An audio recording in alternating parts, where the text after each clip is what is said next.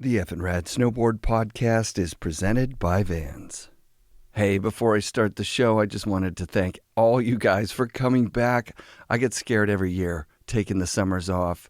I don't know if you're going to be here when I come back, and you are. And I love that. Thank you guys. Thank you so much. Extra special thanks to anyone who watched the YouTube video. We're working on it. Intern Josh is learning. Rob Dow's coming on to help out. It should look fucking awesome for this week. So if you looked at it and thought, hey, that's not for me, try again this week. All right. Thanks, guys. Time to start the show. Season 7 of FNRad is sponsored by Wired Snowboards, the Boardroom Snowboard Shop, Anon Optics, Timebomb Trading, and Tribute Board Shop in Nelson, BC. Just watch my son Bowen heading to work at the Boardroom Snowboard Shop here in Vancouver. Boardroom serves Canada and the U.S. through their website, boardroomshop.com, selling everything you need for snowboarding. I wrote out all the categories, and I'm not going to read them out. That sounds ridiculous. I'll just let you know that if you need something snowboarding, you can find it on boardroomshop.com, or if you live in North Van or Vancouver, check out one of their brick and mortar stores. That's a cool thing to do. The Boardroom offers a guaranteed best price and a performance guarantee, which means you're going to love your stuff even if the first try you don't get it right. You get out there, you realize that the bindings are too small, the boots don't fit, whatever. Bring it back to the Boardroom and they'll make it right, either with giving you your money back or getting you into something better. All right, the Boardroom Snowboard Shop. It's Vancouver's premier snowboard shop. Support also comes from Grouse Mountain, Mount Seymour, New Green Superfood Drink, GoPro, and Volcom. Thanks to everybody who supports the show. Salmon arms. Matt Belzile is a professional snowboarder from Whistler whose backcountry snowboarding is a pure joy to watch. He's been a staple in Whistler for more than 10 years, and he's a classic example of a park guy who took to the backcountry and kicked some ass. Matt's a new dad and super talented at everything he puts his mind to. You're really going to love this conversation with K2 Snowboarding and 686 pro rider Matt Belzile. I think that we've gotten really good at like the sledding, the getting up early, and the blue days, just really getting after it.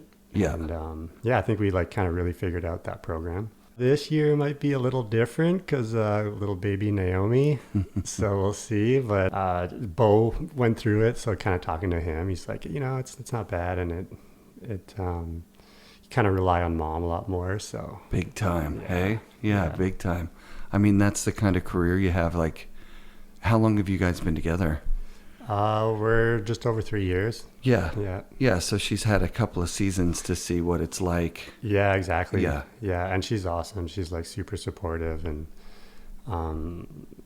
she knows that I love this stuff. So she wants to see me happy.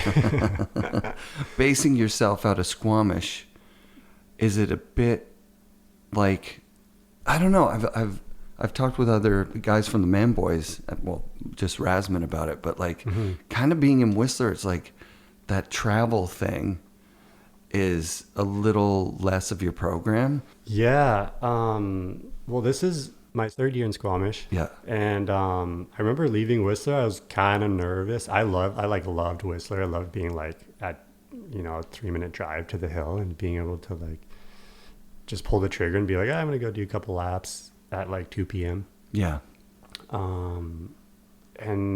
Squamish it's been a bit of an adjustment, but I love it. And I don't think I'd want to move back to Whistler.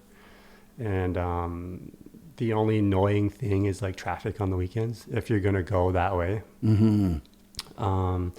But yeah, to answer your question,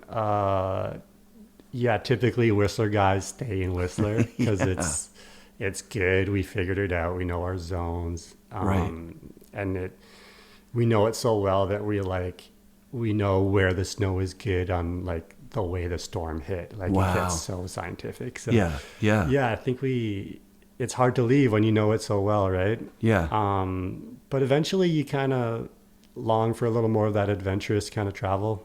Sure. And like we like going to like Revy, and we don't know it as well. So it's like you get a bit more of that discovery. Yeah, you got Dustin up there holding down the fort for you. Dustin is crushing it up there. How did he choose Revy, in your opinion? Like, is it just like because he was in Whistler for a while, wasn't he? He was, yeah. Yeah. I think that Revy offers kind of world-class type of boarding like Whistler does. Totally. and it's just quieter. Yep. So to me, it makes a lot of sense. And yeah, it's kind of sick how he really kind of, I don't know that he pioneered some zones, but he found some zones, and he kind of like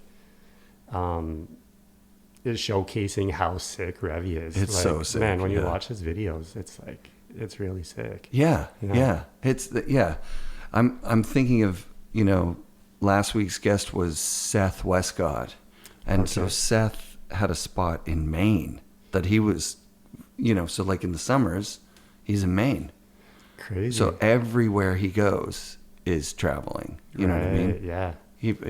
I'm sure there were some zones that he went, like Vermont or something, that he could just drive to, but he wasn't like based in a mountain. So like he'd go get on a plane and fly to Baker, or he'd fly to Europe or whatever. Yeah. I think I learned this from your podcast, but I think Turrier was like that too, right? He never really was like a mountain resort guy. He would kind of travel to the spots. I think so. Yeah. Hawaii and the spot in Norway. And you see now, like some of his edits are just like snow skate stuff that he's just doing around his place. Yeah. He's been such a jet setter for so long. I think it was hard on his first marriage. Oh, okay. Yeah. To have kids and then not be home that much. Yeah. Is probably I could only imagine. Insane. Yeah. Especially like I'm kind of going through it now. Like we have a 5-month-old, and like this is the summer. I'm usually around a lot, and I'm seeing how much weight I'm carrying to help out. Yeah. So yeah, I can only imagine if you're just away a lot, it's got to be really hard on mom. I think Terrier's got a kid about the same age as your daughter. No kidding. Yeah. Oh, wow. How old is Terrier? He's younger than me, but not by much. I'm 48. He's probably 47. Oh, okay. Yeah. Oh, crazy. Yeah. Okay. And it's big summer for him with the whole Burton ending.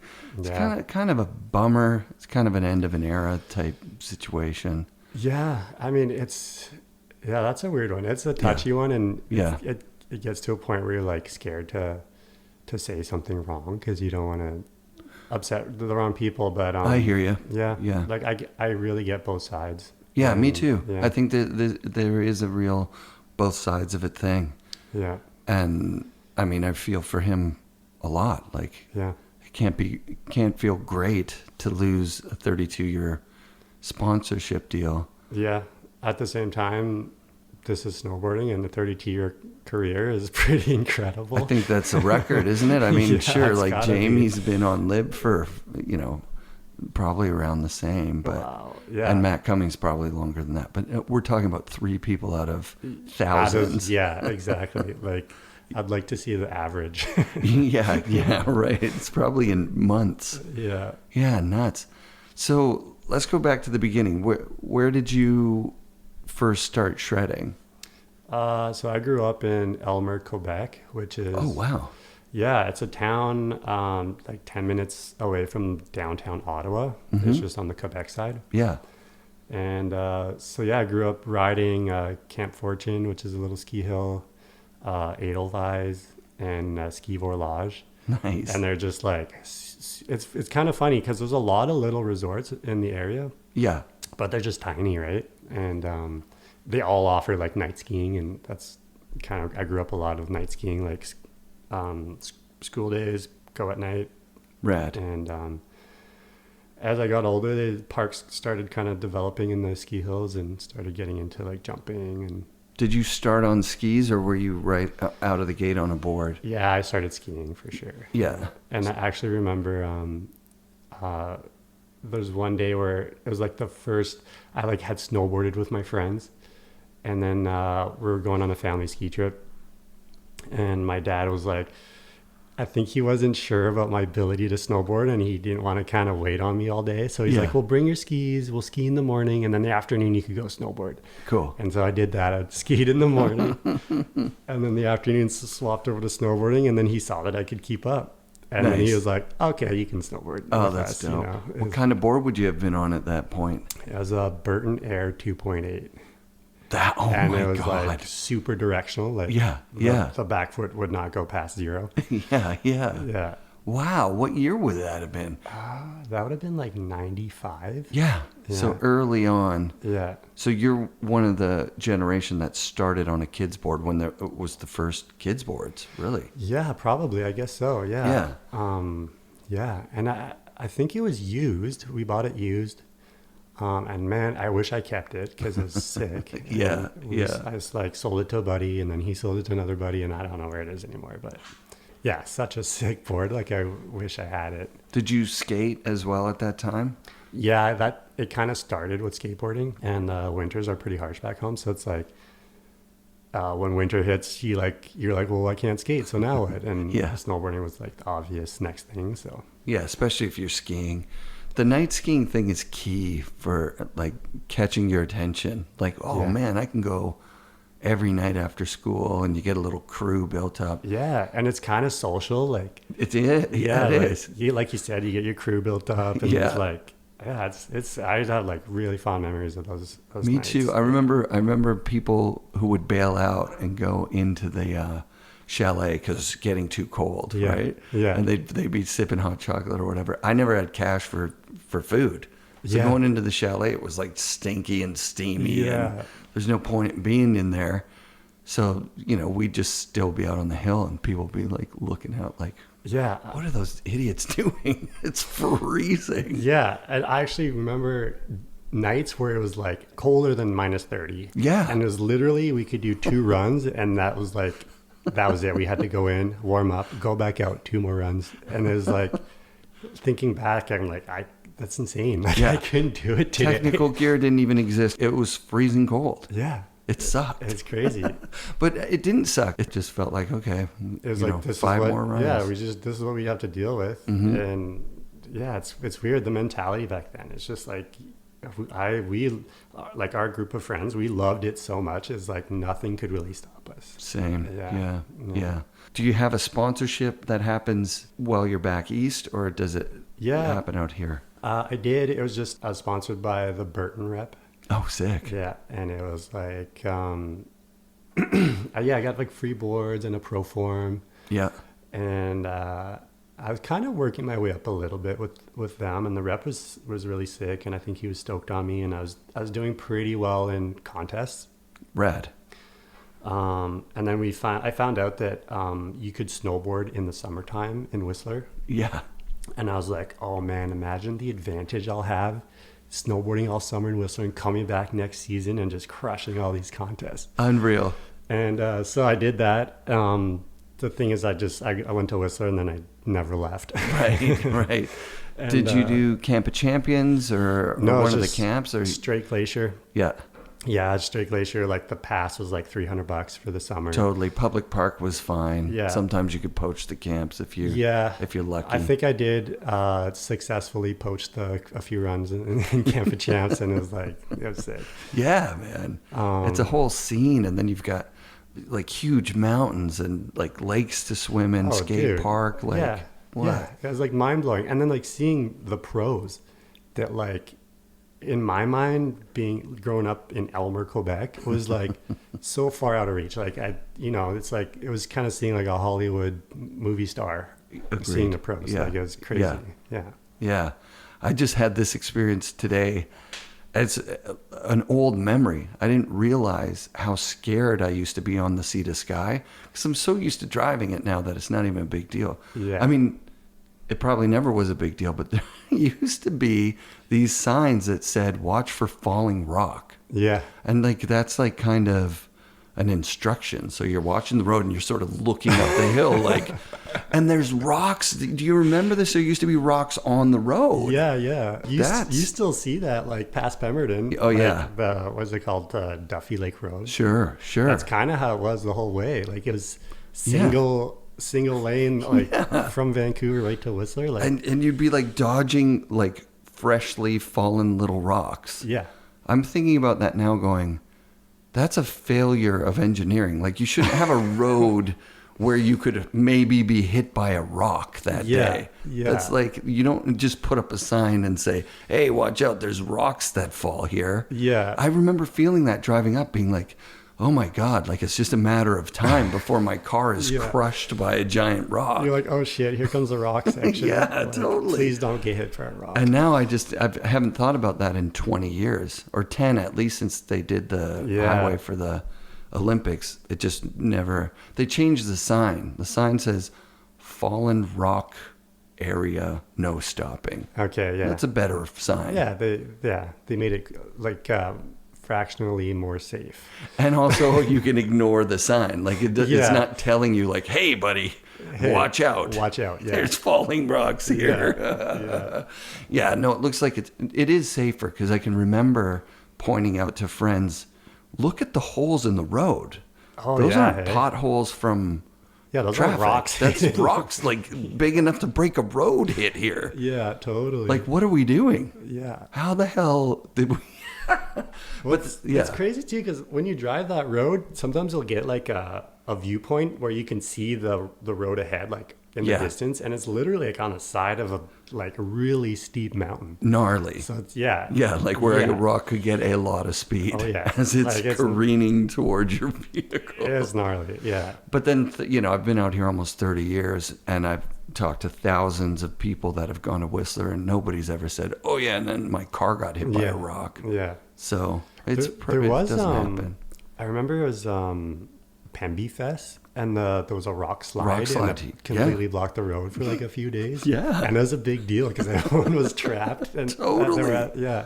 Everyone at Pemby Fest couldn't go back home. Totally. And the way around is like a 7-hour detour. So yeah, because you got to go out by Lillooet and then out all the way to Chilliwack or something, or Hope. Yeah, I think you like pop out at Hope and then you're in the valley, right? I remember being up at those hot springs and somebody had come up that way in a Volkswagen Golf or something, and they were like, we barely made it. Whoa, I bet. We had to take a run at a road and jump over a ditch or something. Yeah. Yeah. Yeah, it's nuts. That's the Forest Service Road where you get to like, there's 2 hot springs, right? That's right, yeah. I did that road with my girlfriend a couple of years ago.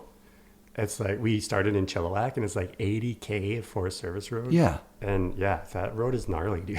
Yeah, you think, okay, 80K, 2 hours or something. No, it's like 6 hours or something, right? Like, super gnarly. Yeah. And I'm like a little like kind of not super serious, but like I like off-roading. I'm into off-roading. Yeah. So I was like, oh, this road will be fun. And then halfway through, we're like, this sucks. And like, I just like put 10 years of like wear and tear on my truck. Yeah.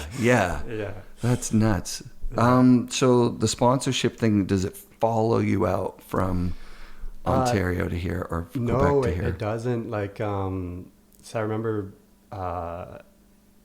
reaching out to the Burton rep being like, hey, I think I'm going to stay out here and like, try to make it. Yeah, right. I was like, dude, you're not in my territory anymore. I can't really help you out. Like, I could kind of pass you off to the regional guys and try that route. And we tried, and the regional guys already had their guys, and they weren't really interested. So, oh wow, I kind of went no sponsors for a bit, and I just like rode the park every day, and I just like. Yeah, you like, even if you don't want to, you will get better, right? You like ride the park every day, like first chair up, last chair down, go to Mongrel Grill for your shift.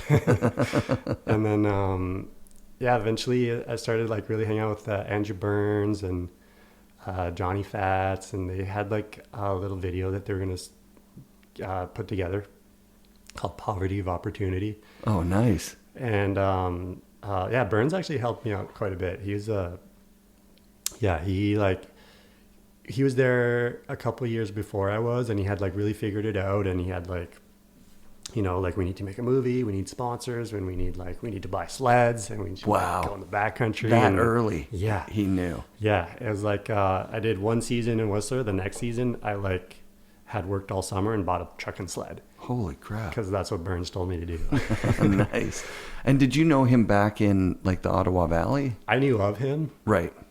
And I knew him. It's kind of funny. Like when we talked today, we were like, yeah, you were like my little nemesis. Like I'd see you around, but we're both too cool to talk to each other.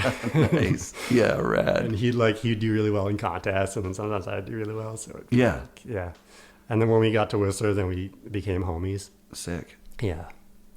And yeah, he helped me out, and he introduced me to Tanea Nash, who was the team manager for West Beach, and she got me on. And then we filmed for that movie, Poverty of Opportunity, and then things kind of progressed. And I remember West Beach started giving me a paycheck, and it was $500 a month. Are you kidding me? Yeah. Oh, that's great.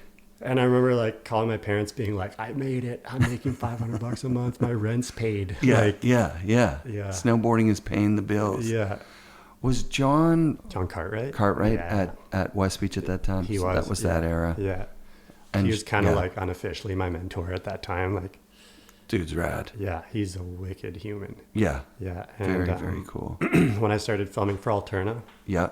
I was kind of crewed up with him, and Nice. he like when we went out with Burns, we're all kind of newbies and things were pretty loose. And when I went out with John Cartwright, he like showed me the ropes, like how to film a video part. Right? Rad. Yeah. Rad.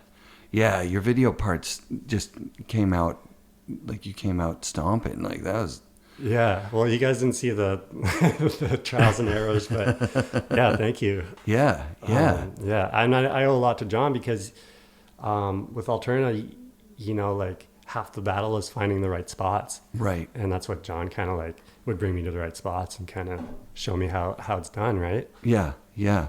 There is that. We talk about it a lot of times about how the community in snowboarding isn't as supportive as the other board sports. You know, like in skateboarding, you've got your legends on a team bringing up the AMs. Yeah. And, Yeah. and everybody kind of working together. It feels like, but it probably grass is always greener, right? Like, Yeah. you have to do the work yourself. There's just no way around it. Yeah. So Yeah. having someone like John show you exactly where you need to be. Yeah, it's huge. It really is. And I kind of want to start doing that more for like the younger guys. Yeah.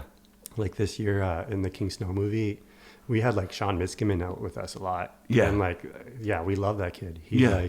He put the work in, he worked hard, he like learned how to sled on his own. And now we're like, yeah, dude, you're like low friction when you come out with us, right? So Epic. like happy to like show him how it's done. I couldn't believe he told me that he went out for a full year on his sled without really bringing his board much. He's like, Yeah. he knew that he had to get. Dude, so smart. Yeah.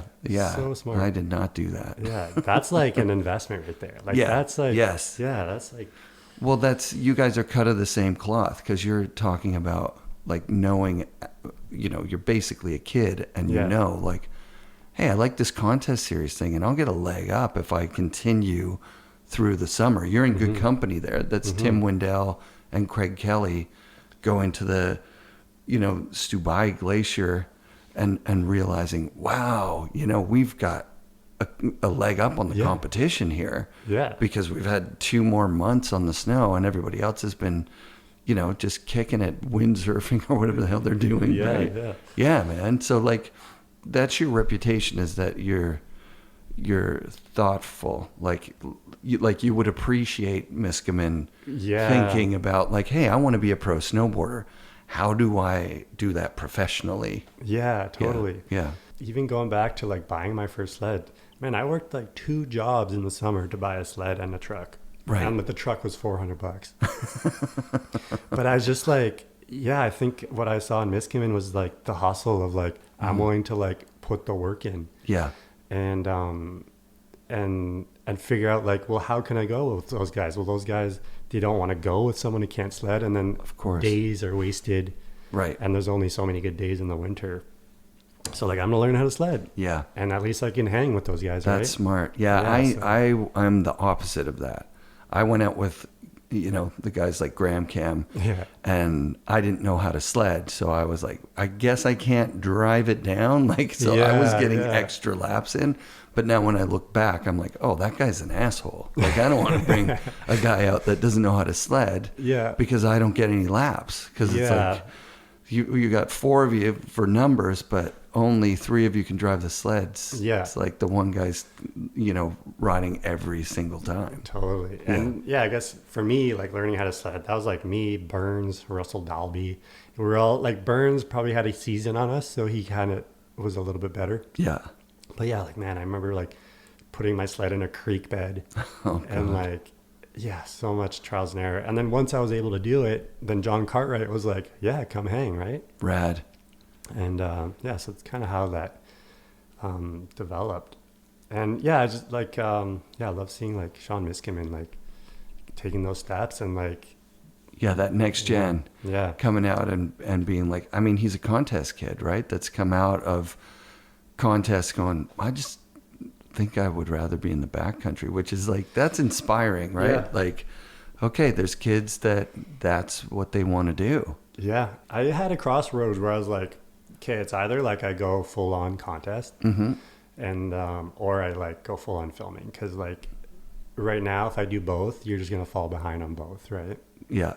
What era of contests are we talking? Like, who'd you be This was competing like, against? this was like when Shakedown was around. Okay. Yeah. And, yeah, like in 2010, I think it was like my last year of really competing. Yeah. And I think, yeah, I did Shakedown and I did back 12.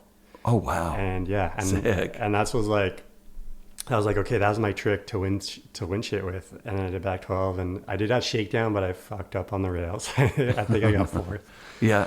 But Fourth is still really like the competition at that point is a lot. I was stoked. And I don't know if this is true, but I guess that was the first 12 in that contest. Oh, sick, dude. So I like to hold that card up. And be Yeah, like, you got an that's me. NBD, man. That's Yeah. sick. A 12 in a contest. Yeah, so I think it was the year after I was like, yeah, not a lot of people starting 12s and then like double corks were really a thing. And Yeah. I didn't really have those tricks. So I was like, the year after I was like, okay, well, don't like go like kill myself trying to learn these things. Or Right. like I was already filming the backcountry and loving it. So I was like, it was the obvious choice for me. Yeah, which is, it seems to me to be like, that's the best Yeah. deal. If Yeah. you can figure out how to go into the backcountry, you've got camaraderie, you've got, you know, your leisure, You got nature, you're gonna kick a fire up. Yeah, You got powder. Like, yeah, you talk to a lot of the contest kids. It's a lot of them. That's the end goal, right? Mm-hmm. And that's sick. Yeah. And yeah, backcountry snowboarding too. I always kind of said this. It's like kind of the one thing that like we have over skateboarding and surfing. It's Absolutely. like that's unique to snowboarding. It's like snowboarding on powder. totally, man. Yeah, that's Mike Frankwitz said that. He said, did he? Oh, he was sick. up in Alaska with Craig Kelly, and Craig said, "This is what snowboarding is. Like, this is the Yeah. identity of snowboarding, Yeah. because it's not stealing from surfing or borrowing from skateboarding. This is like something completely unique, Yeah. and something really exciting. Like, and he was always talking about Craig now. He was always thinking about how will snowboarding grow, right? Like, what Right. could snowboarding be, and put on a screen in front of people that would be uniquely snowboarding. Right. Okay.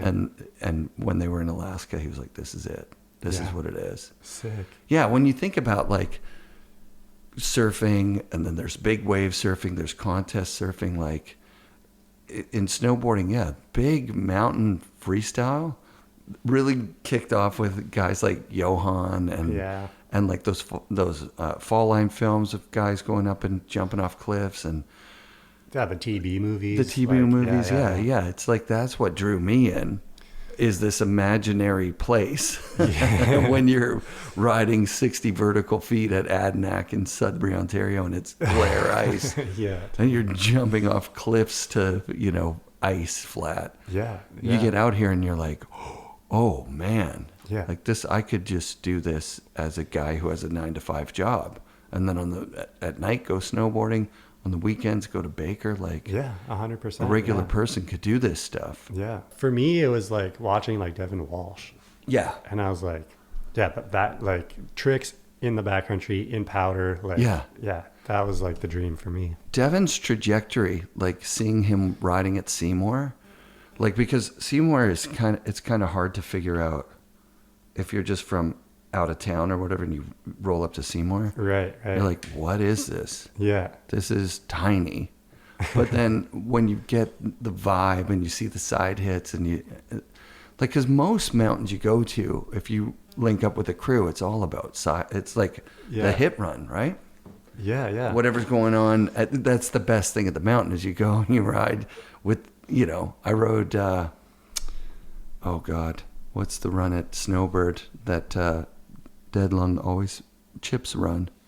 Oh, okay. Like, yeah, okay. I went to Snowboard, and I've linked up with some locals there. Benny Pellegrino, thanks for showing me around. Sick. Jeff Davis, who's a sick old time, like super pro, invented the crippler, Sick. and was on Burton and on Nitro back in the day. And just riding with those guys on the hit run, I'm like, oh, that is what I want to do. If I'm resort riding, I want to be riding the hit run. Yeah, and that's where Seymour is like really dope. Yeah. So Devin's progression, then they could take hit run stuff and build big jumps in the side country there. Yeah. And take the progression to the next level. It was insane to watch. Yeah, like City Booter. It's so insane. Yeah. It's so straightforward. You get there and you're like, no way. Yeah. If you point a camera in this direction, as long as the person gets in the air, you've got an insane shot. Yeah. Like anyone would enjoy that shot. Yeah. Like, yeah. It's kind of perfect. So yeah, and then Devin had that special thing too. Like he's like he is like the style master. Right? Style master, totally. Especially for his era, like. Yeah. Yeah. He like as a kid, he was always like my favorite. Oh, cool. And like the fact that he was Canadian, it was like, yeah. Double down. Yeah, he's my guy. Yeah. Did you dissect his stuff and try and, put that kind of style into your own riding? Yeah, for sure. I mean, he's like one of the riders. He was my favorite. So like, I try to ride like him 100%. Back ones. Yeah, I like the back fives. I remember he was in X Games and he did a back five in X Games. Like, can you imagine that today? Like, no.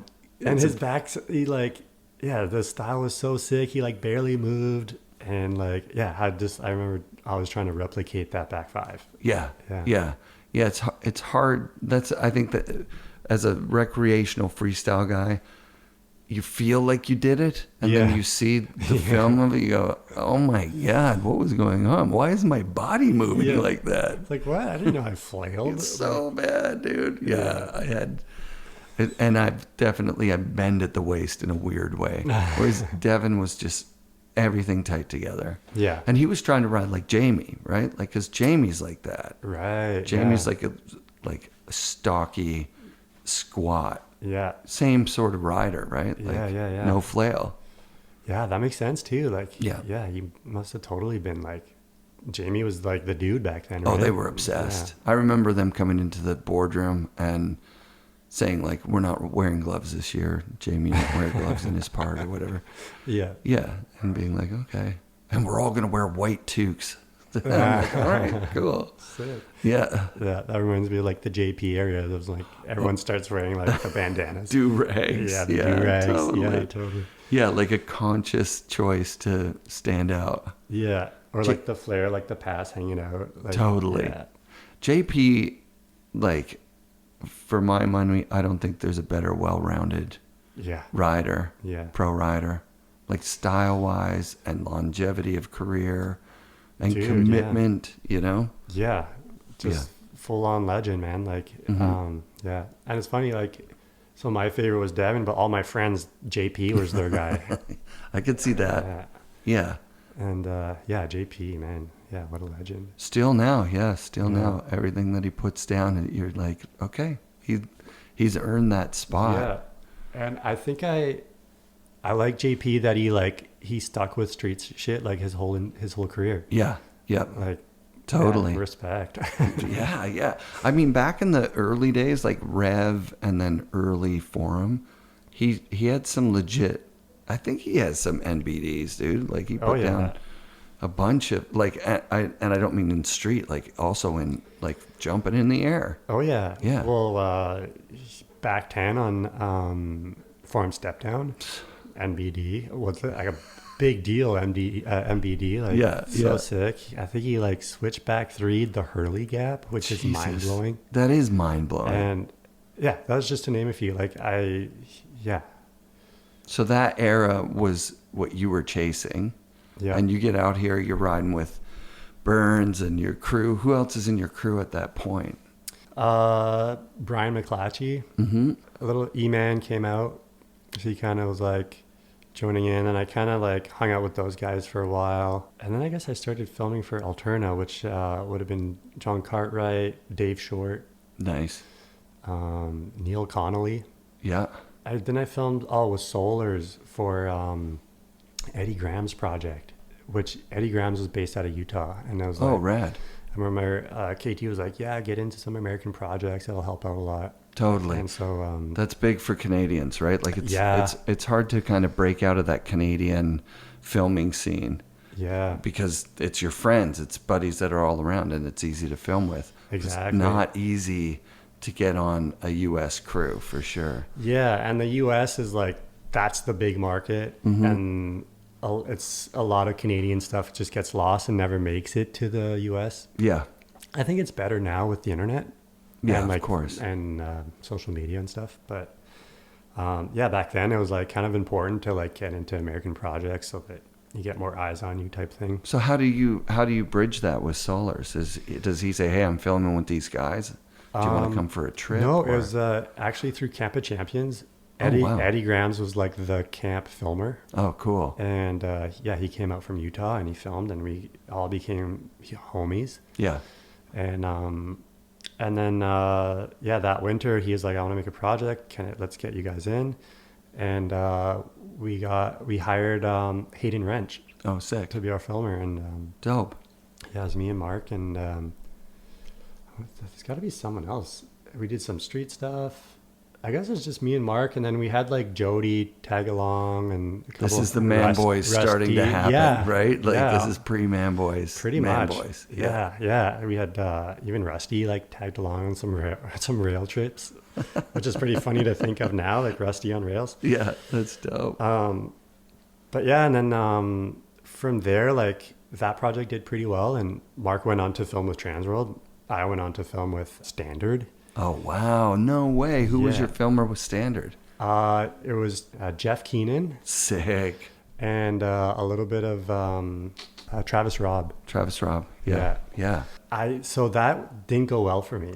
Oh, what? Yeah. My part completely got chopped out of the movie. Holy shit. And So that this is was- a that was a K2 huge thing, blow. right? Yeah. Like, so like, how long have you been on K2? Like, we haven't really talked about that. Did you get I think I on got on K2 pretty quick yeah, out here? like 05. Okay. Yeah. Yeah, 2005. And they're the ones that like helped me with Alterna buy-ins and Yep.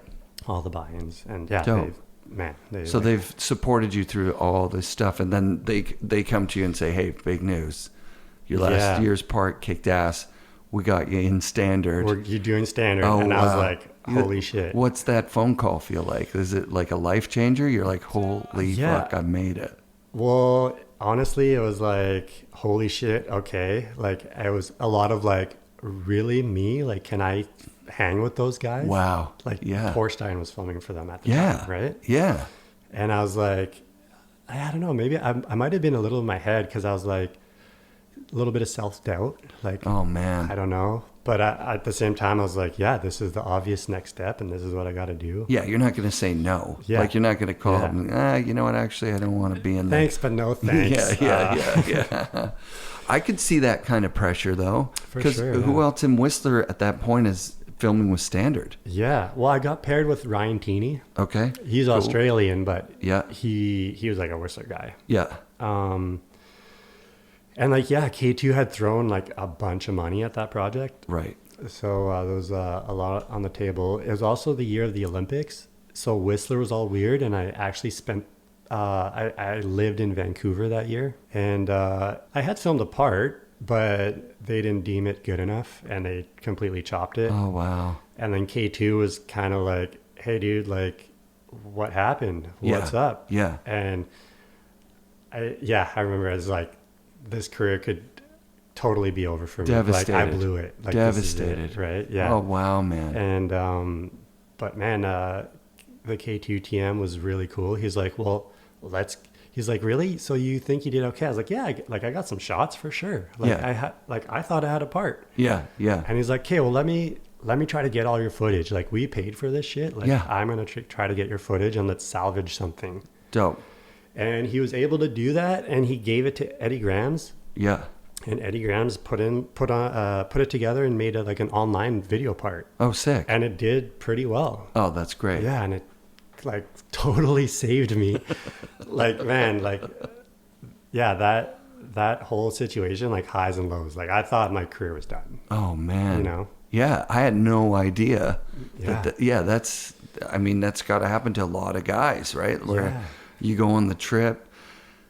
One thing I've learned over the years is that your crew, like especially, you could see it in the Man Boys movies, but if you take each one of those people out and you just throw them on a random crew somewhere, like you might not be guaranteed.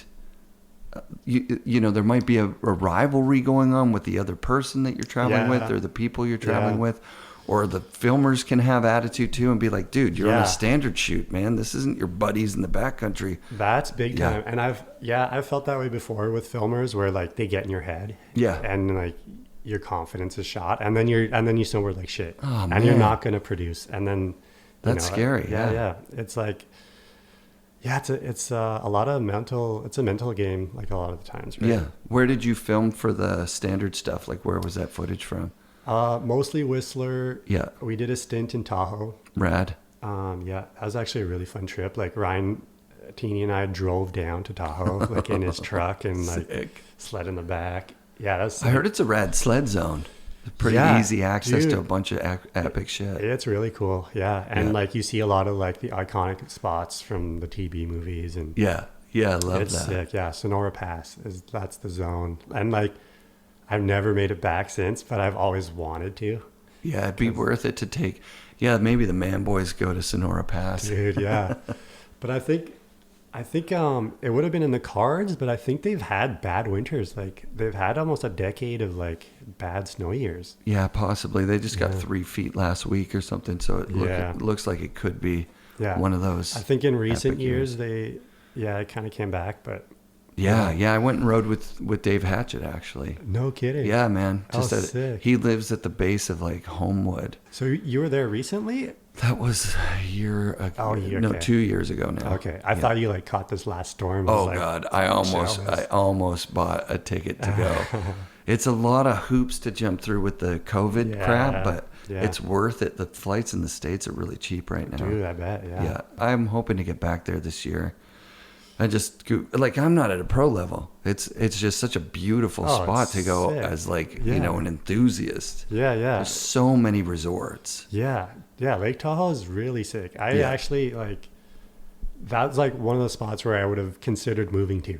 Absolutely. It's like that sick. Yeah. Absolutely. Yeah. And just like Whistler, there's a bunch of different, and the same in Salt Lake City, right? Like if you know the weather, then it could have not snowed, but a strong wind could have loaded up somewhere. Totally. And if you just know, then you're pretty much guaranteed all the time there's somewhere to go. Yeah.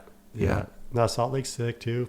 Like, I like Salt Lake's like a pretty big city. Yeah. And so there's like a lot of stuff going on, a lot of interesting people doing interesting different things than you are. Totally. And then, but you're like, the mountains are right there. Right there. Yeah, that's sick. Yeah.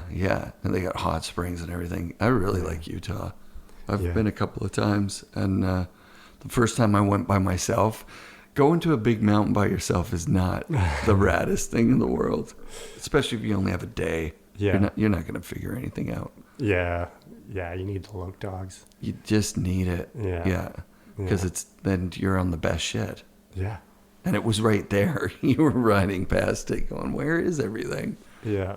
Yeah. How often do you have people come up to Whistler that need to be shown around? Filming, lots. Especially you think the resort's hard to get around? Like, sledding is like a whole new ball game. Oh, right. And we had like the French guys come up, like Victor Delarue. Oh, wow. Yeah, and like talking about like not knowing how to sled. Sometimes it could be like extremely annoying, but sometimes it could be pretty hilarious. Like watching like a world-class snowboarder like Victor like struggle on a sled is kind of sick. Yeah, no shit. Yeah, but I mean, a lot of guys need kind of like some showing around in the backcountry. Yeah. Well, Especially, the K2 team is huge right now. Yeah. And just loaded with super good people on it. Yeah. Yeah. They've been around forever, Yeah. since 87, Yeah. which is like, people will dog on ski companies, but that's pretty sick for a ski company. Like, Yeah, and they were sick the whole way through. Yeah. Like they had like they had the dudes, man. yeah, Like Kevin Young, geez. Travis Parker. Travis like, Parker was on yeah. there. Yeah. Yeah, right. Vile, Farmer way back yeah, in the dude. day. Yeah, Vile. Sick roster. Yeah, always. Yeah. Yeah. Yeah. Big fan of K2. Yeah. They've been putting in a lot of work with Canadians. Yeah. The last few years for sure. Yeah. And they, just like, it feels good. They keep guys for a while, which feels good, Yeah. and, the team manager's like right now, Tom Johnson, Okay. like such a good vision. And Dope. yeah, he's like the brains behind everything that's going on right now. And like having Pat Moore on the team and So sick. Sage and like, So sick. Just hammers. Yeah, man, exactly. Yeah, and not bumping you guys off the team to put all the budget into, these big name US guys. I think that's, you see it so many times that people come in to team manage, and really what they do is they cut everybody and bring their pro friends on or whatever. Yeah. And it doesn't seem like K2's doing that at all, which is dope. Yeah. I mean, the amount of team managers I've been through, I'm like, well, it's still here. Sweet. Yeah, it's got to be sketchy. It's got to be a little bit scary, right? Yeah, This is a volatile industry. Yeah, it really is. And, like we talked about earlier, like what's the average career span? Like not long. Yeah, it's typically true. like, yeah. Yeah. Have you had any injuries that you've had to come back from? Have you been able to dodge that? Honestly, my biggest one was last season. I broke my arm.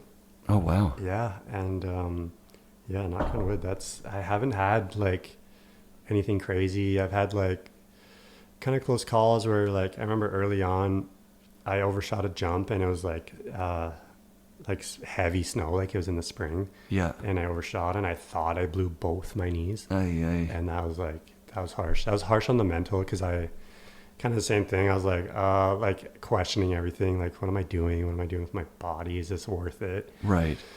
But it ended up being fine. I just kind of like tweaked them both.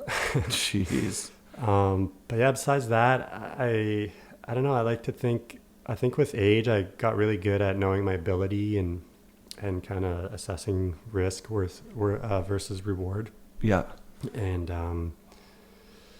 kind of kept injuries at a minimum, which is, again, that's your good. reputation, right? Like that you're not the kind of person that's just, getting wasted the night before and then just going out and being like, I guess I'll try this or whatever. It's like, you probably have a trick list that you're after. And I think a lot of it now is just kind of on feeling. And I think that, I've been doing it long enough where like intuition is really good. And like, and kind of not having the ego where you're not feeling it and you're backing out of things, and not feeling like everyone around you like, you're okay, why not? Come on. And gotta watch myself going out with Chris, because Chris is he's really good, and he hits the big shit, and sometimes you gotta like check yourself, being like, okay, like Chris is gonna do it doesn't mean you have to do it. Right. And he's really just taken he's off on the last another few level. years. He's on another level, and he's so strong. He's fun to watch. He's dude. got a really good head on his shoulders. He's like a gem. Yeah. So when do you meet Chris? Because you were talking about filming with essentially all the Man Boys. Before the Man Boys even happened. And Chris was kind of like the later edition, I guess. But Chris I met because I started riding for Quicksilver. Sick. And just to add to the whole standard situation, I had just gone on Quicksilver, and they're like, sick, you're gonna have a part in standard. That's awesome. And then I'm like, God. First year on Quick, I'm like, they cut my part. Oh, wow. Anyway, it's just a side story. But Chris was riding for Quick already, and I got on, and the summer did I get on in the summer? I must have gotten on in the summer. They sent us to New Zealand together. No way. And like, trips are awesome for like getting to know someone. So Totally. Chris and I kind of hit it off, and we had a wicked time in New Zealand. We like rode with Travis Rice, and Sick. that was before Art of Flight. Oh, and, wow. And he had already filmed all that stuff, so it was kind of sick. Yeah, that's super dope. Yeah, and so Chris and I became friends mostly from that trip, and then the Man Boys started. How did it start? It was Rusty and I wanted to film with each other. We didn't have the same sponsors. Rusty was filming for a Rome project. I was filming for a K2 project, but we wanted to film together. So we hired a filmer, and that was expensive. And we got kind of Chris involved to like help pay for the filmer. Rad. But Chris got hurt that year and didn't do many days with us. So it was like me and Rusty, and we had a good season. And then the next year it was like Rusty was kind of like, dude, let's just do a project together. Like we work good together. We're homies. It's like, we love doing it together. So let's, it's a logical next step. And then Chris was like, should we get Chris involved? And then Chris to me was like, get me in the project. I want to film with you guys. Like, Rad. Please. Yes. Right? So I'm Dope. like, all right, I'm trying and pushing. Yeah. And because originally it was be like me, Rusty, and Mark. Yeah. Jody. Yeah. Actually, no, Jody wasn't really involved because he was still like the rail guy, and he wanted to film with the dope guys. Dope Industries. Yeah. Yeah. And so Chris kind of just like made it on, and we did a trip with him, and it went well. And we're like, all right, well, let's just keep Chris on. He's crushing it. And, if his footage sucks, then we're just going to break it to him that he's not in the project. But he crushed it, obviously. Yeah, He's Chris Rasman. Yeah. And, and then it just kind of built from there. Where did that aesthetic of guys having fun out snowboarding come from? Like, was that a vision of the group, or was that like Rusty's editing or something? Like, where? I think it was a few things. I think it was we grew up in the era of watching the Afterbang and Lame and robot food movies, robot right? food stuff. Which it was like, that's what it was. 100%. And that's what, we love that shit. So it was that was an influence. And then filming with your homies, you just have fun. Like, man, it's kind of genuine, right? Yeah. And then, and at the beginning we had Robin Taylor involved, and he had like, kind of like the skits were a lot of Robin's ideas, and that was like a cool way to kind of like make us different, I guess. Yeah. And showing that it's like this, we're not taking ourselves that seriously. Right. But still have good boarding in it. Yeah. And that was kind of the formula, and we rolled with it. And I think that's a great formula. It started as a web series, didn't it? Or was it? Yeah. Before there was a full-on project, it was web series. Yeah. And then Transworld picked it up, and it was like, oh my God, this is what shit should be like. Yeah. And I think, we won Best Web Series award from Transworld. Yeah. Amazing. Yeah. And then, we grew up with snowboard movies. So eventually we did a movie, I think in 2016. I went to that first movie premiere. I think there was one down in Vancouver. Oh, yeah. That was at Fortune Sound Club or something. Yeah, totally. And it was going off. Yeah. And I'm like, holy shit, these guys are wicked. Yeah, I think we aired it with the Wildcats. So it just made it like that much more wild. Yeah, I think that Wildcat premiere was probably the last time all of Vancouver came out. Yeah. And just packed into a small space, and it was like like the old days. That was a good night. Yeah. I remember that. That was awesome. really fun. I think the Fortune guys was like, anytime you guys wanted to premiere, just hit us up. Like, this was awesome. That was off the chart. I remember it was standing room only. They had the two screens at the end. I don't even remember seeing the movie, to be honest. It was like, it was just going off. That was so fun. And that was really what put the Man Boys on my radar, because it was like kind of a passing of the torch. It's like the Wildcats are going to come out of retirement and do a 10 years later, like, where are they now? Fun movie. I think JF was really the driving force behind that.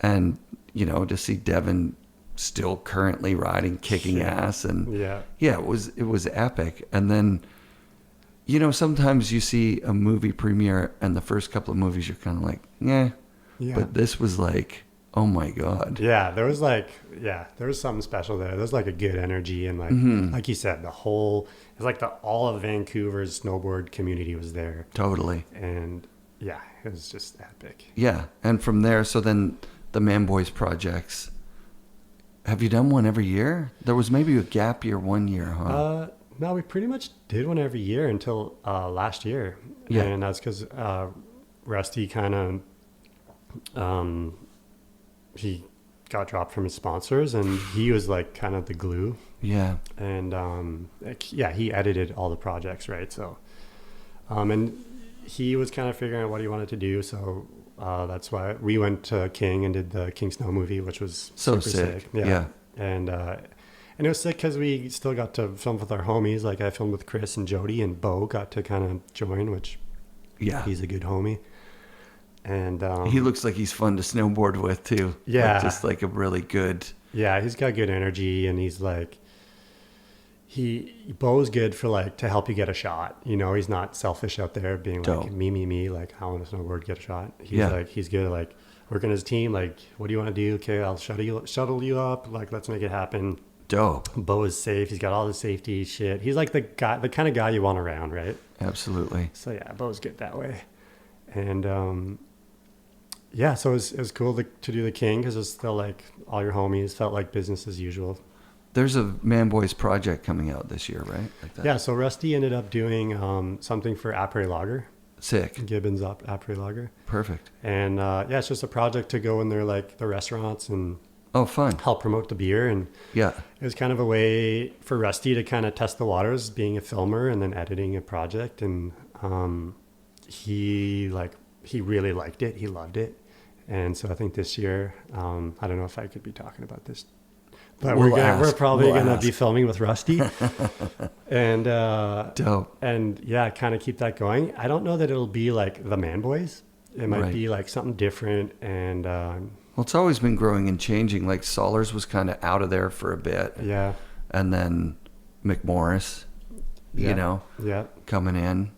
And it's just such a fun franchise or whatever, you know what I mean? It'd be a shame to just let it go to nothing. But I understand how volatile that stuff is, right? Yeah. Like the Rusty thing for me is like, and I'm just talking out my ass here, but every once in a while you get somebody who rips that just gets on a sponsorship thing, like a Simone Chamberlain, where all of a sudden this guy who's like a world-class snowboarder is working construction because he's got to pay for the house that he bought with his snowboarding checks that have stopped coming in. Yeah. And you just go like... And like sometimes, like in Rusty's case, just like this outside force, the pandemic. Yeah. Like, I think Rusty still had so much to show the world on a snowboard. Agreed, yeah. But I think he at the same time, he kind of accepted it and he was kind of ready to do the next step. It's fun for him to edit, right? Yeah, like he's it's fun for him to film. Yeah. Sure. Yeah. It's kind of like a new passion for him. So, and he's so good at it. He's really good at it. Yeah.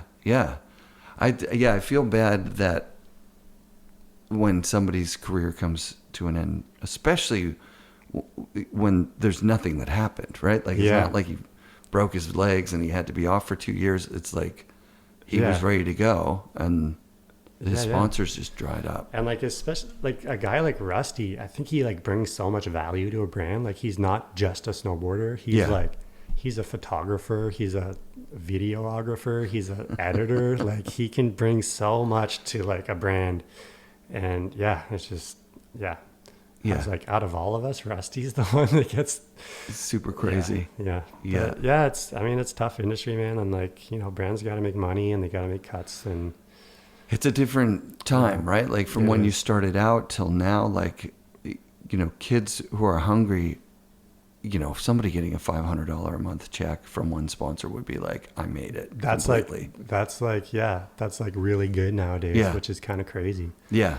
When back in the day, it was like, there were people that were pulling in hundreds of thousands of dollars a year. Yeah. Yeah, I feel like I just missed the boat on that one. It's hard to imagine. Like I've talked to a lot of people that were through that era going, man, if I would have worked a little bit harder, Yeah. you know. That's funny you say that. Did you watch the Michael Jordan documentary Last Dance? I haven't. No, It's so sick. I've heard about it. Yeah. Dude, I watched that and it's just like, it made me wish I worked harder in my career. Like watching MJ, like, dude, the dedication and the like, just the hard work, the like, Yeah. the grit, dude. Yeah. It made me like look back at my career and being like, fuck, I should have worked harder. Should have just gone that much harder. Yeah. Would it have been possible, do you think? Like, you being hard on yourself, you seem like you took it pretty serious. Yeah, it's easy to be hard on yourself. I mean, you're your toughest critic. I just like, I don't know, like I think it's getting older and being like kind of seeing your prime. Yes. You're like leaving your prime. Yes, man. And being like, fuck, I wish I took like full advantage of that. Like just like all the energy and just like, I don't know, I just worked a little harder. Yeah. And it's not like, I'm not dogging on my snowboard career. No. I think I'm pretty happy with how it went and I'm proud of myself. Yeah, dude. But I don't know, it's just that project. It's like I want to tell the younger kids, like, watch that documentary and just work as hard as you can if that's what you want. Like, I get like some people will kind of dog on it being like, well, you're just a miserable athlete that just like worked your ass off because you wanted to, like, I don't know. Right. Yeah. You want to have that balance where you're having fun while you're doing it. Yeah. Where you're not gripped every moment, going on trips thinking like, can I fucking do this? And I look back at your career and I was like, wow, I was miserable the whole time. Right. Yeah, that's not worth it. But to me, I think maybe it's just personally what brings me happiness is like working hard at something and get gratification down the road and look back and be like, that's how I got here. Like, good thing I put in that hard work. Exactly. And had the vision. Yeah, I remember Sean Kearns talking about Devin's part in that, I think, where he said, Devin, what if there's no filler? What if we did a part with no filler? Like, where not one trick isn't like the raddest shit you've ever done in your life. And Devin was like, sounds good. Yeah. And then they've put in the hard work. Like, so that's what the Man Boys thing is to me. Yeah. Let's have fun. Let's push each other. Like, because like we were talking about, you go on a standard trip with some guy from Whistler that's just the default guy from Whistler. Mm-hmm. Maybe you're not buds. Mm-hmm. You get on the trip and you're like, this is lonely. I miss my friends. I'm out of my element. Like, I'm in a new zone. Yeah. Like, or like, I'm in my head. I don't want to talk to these guys about what's going on in my head. Right. You need your friends. Yeah. You need your buddy who's a filmer that's like, dude, you got this. Yeah. Right. Or Kern saying like, Devin, you better fucking spin off this. Don't make me go up there and spin off this. Yeah. And Devin, I heard Kearns was pretty gnarly that way. But like, I think the Man Boys had a good dynamic in that, like, we had Chris, who's like hungry and like he would push the crew, and especially like trick wise. We had Rusty that was just straight up a hard worker, and he'd motivate the crew to like, let's go out and get shit done. Dope. And like, and that was fun, man. Like getting shit done and like, that's gratifying to me, man. Like, I don't know, when you look back at a video part that you hustled hard for and it like the product is awesome. Like, that's dope. That's sick to me. That's like, that's worth it. That's the job, right? Like that's, and then and you have fun along the way, and like the failures you laugh about, that's the part where you like don't beat yourself up about. Yeah. Well, I'm 10 years older than you, so I'm like hearing you talk about the regret thing, kind of looking at your prime, dwindling. Yeah. And I'll tell you, from 10 years in the future, you just like go, wow, so I'm going to be this now forever. Like this is as, that time is the best. Right. When you're hungry and you're not jaded yet. Yeah. You know what I mean? Like where you can share a hotel room with 4 people and not think like, fuck, 4 people in this room. Like, what the hell? Haven't I earned my own room yet? Yeah. Like, but dude, that kind of shit, like the roughing it like that, 4 guys in a room. Yeah. Like enjoy that shit. Enjoy the journey, man. Cause when you get to that place where you think you made it, it's not like you don't feel any different, and you just look back and all the shit that you did to get there are like fond memories, and you then enjoy like roughing it. That's the fun. You know? Yeah. That's the bonding between pro riders that I've seen. Yeah. Is like that shared experience of being away from home, Totally. bunch of dudes partying at night, Yeah. snowboarding, taking it serious. Yeah, there's some high times, there's some low times. Yeah, totally. Some like crew butting heads. Yeah, man, you getting through it, and it makes it all worth it. That's the best part. Yeah, that's what it's all about. Yeah, dude. So are you still on 686? Yeah, absolutely. Yeah, I saw on the way up here. Oh, I shouldn't say this much. It'll kill me. The snowboarding with Sarge, what's it called? Sessions with Sarge. Session with Sarge, yeah. And I'm Pat going McCarthy, shout out. Yeah, what a dude, man. Oh, he's such a legend. Like glue, right? Yeah. Glue in the industry. Yeah.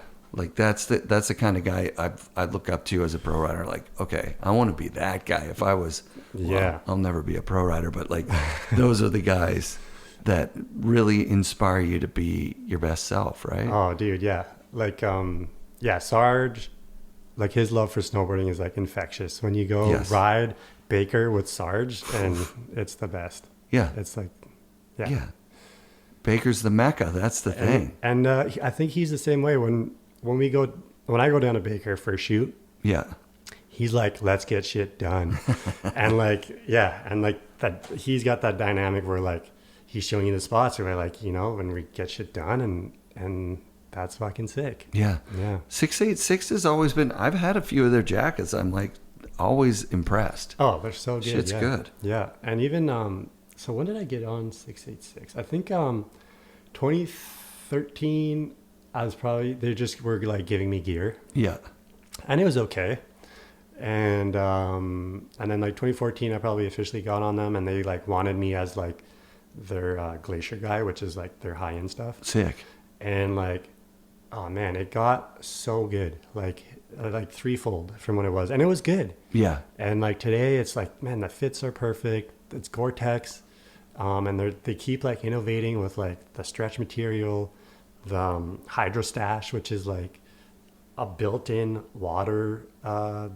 It's not a bottle, that's a built-in water supply where you can drink out of your jacket. No way. Yeah, it's amazing. Oh, and that's like, dope. Yeah, they're such a great company that just like keeps pushing it. Oh, that's rad. So you linked up with them after the Quicksilver thing. You did Quicksilver for a year or two. There was like a year or two where like I didn't have an outerwear sponsor and I was in limbo, and thanks to K2, they believed in me and kept me on, and like Sweet. kept me afloat.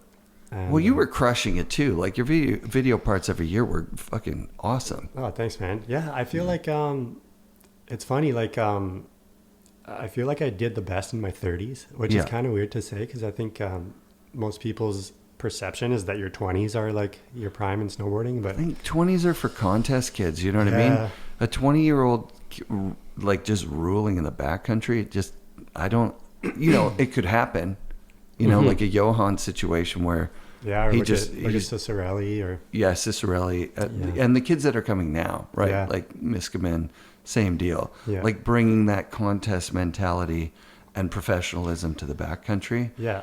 Yeah. But I think for them to go out on their own and do it on their own is going to be a different story because absolutely the backcountry, you need that experience. And like I said earlier, you need to know where to go, where the snow's good, like the features, the spots, how to build them. Yeah. Like that's all experience. And I think when I hit 30, all that experience kind of like lined up with my talent, I guess, or my ability. Sure. And then as like my 30s were like my best years in snowboarding. That's sick. And it was also like I was always told like, oh, once you're 30, you're done, you're washed. And like, that was the industry's mentality. And I think I wanted to like spite that. I was kind of like, to show the world that like, no, man, like you can still do it. Yeah. Yeah. There was someone on the show last year, might have been Blaze Rosenthal, who quit because he turned 27. He was like, I'm 27. I'm done. Like everybody's done by now. I've been old for like 3 years, you know, but really, I see him ride now and he's in his 40s and he's still got that style and he's still fun to watch. Sollers talked about it last year. Okay. Just about like transitioning from the young, hungry park kid to being somebody that's, like not going out to be the absolute best guy in the park that day. Yeah. And oh my God, Whistler, to be the best in the park at Whistler is like a fucking insane deal. You're like one of the best in the world then. It's nuts. Yeah, you're up there with Mark McMorris. Right. And then that's what Solar said. He said, you know what, I remember seeing people roll through the park who were my idols when I was growing up. And seeing them just do something clean in the park. Yeah. It didn't have to be, you know, the biggest spin. It didn't have to be even the biggest air. It's just like rad to see them ride. Yeah. And it's good. I think it's good for the younger guys to see older guys doing it. Because I think the big problem with the stigma in the industry where like you're 30, you're done, is like if that's your belief, then you're going to convince yourself that that's the case. Right. So I think it's good to kind of show the world that like, man, you could go until your 40s. Yeah. And crush it. Yeah. And that's kind of like my goal. Man, if you just have like the stoke or like the froth to go out, that's all that's all you need, man. That's it. Have a good time. I had to buy a sled now because this is the end of the window. I couldn't save up and buy it when I'm 60. Yeah. It doesn't make any sense. Yeah. Because I'm not going to be able to do what I want to do when I'm 60, I don't think. I don't know. I hope that I can. I don't know, man. Sleds get better. Yeah. Sleds get better. Like medicine gets better. Like the grooming. Yeah. Like health is getting better. Like, yep. That's true. That's true. Apparently we're the generation's going to live till like we're 150 or something. Holy shit. So yeah, shredding at 60 in the backcountry, filming a part at 60. Yeah. That'd be sick, man. Yeah. That'd be a really fucking good way to go. Dude, yeah, imagine like a double cork at 60. Like who's going to be the first? Oh my God, that's fucking awesome. Right. Yeah, then all these NBDs start happening because nobody in their 50s ever done a double cork ever. Right. It's like the age-related NBD. Yeah. Well, I mean, you see that at the Mount Baker bank slalom. Oh, yeah. That people are like, when they move up into another category, they're like, all right, now it's just me I'm gonna crush the new time. Tom Burt and you know, Rob Morrow. Yeah. Sick. I'm gonna win this thing. Yeah. But it's fun, man. I think that the big thing with snowboarding and being a professional snowboarder is to never lose that stoke. Is to never become that guy that's, you know, this is your job and your job is boring and But I'm sure it happens to some people. It doesn't look like it happened to you. Yeah, I always like figured like when the sponsored paycheck stopped coming, like I want to keep doing it. And like, I think a lot of guys, they do it for the money. And then as soon as they stop, they like completely stop snowboarding. Yeah. And so I think Sean Pettit went through this with skiing. To get a rise out of it, you have to do something so gnarly that it's just not worth it. Totally. And then, and then maybe you need to like take a few steps back, and then when you come back, you don't need to do the thrill-seeking things to enjoy it, and you'll enjoy just the simple like pow turn, right? Yeah, man. So your career, money-wise, I've heard that you were really focused and you built a company, right? I guess you can say that. I built like a rental property company, okay. I guess. Yeah, that's the smart thing. I probably should consider it as a business. But Yeah. Well, I mean, that's the thing that people, you know, I hear old people at my work saying, you got to start a YouTube channel because these kids these days are influencers and TikTok or whatever, like the get rich quick thing.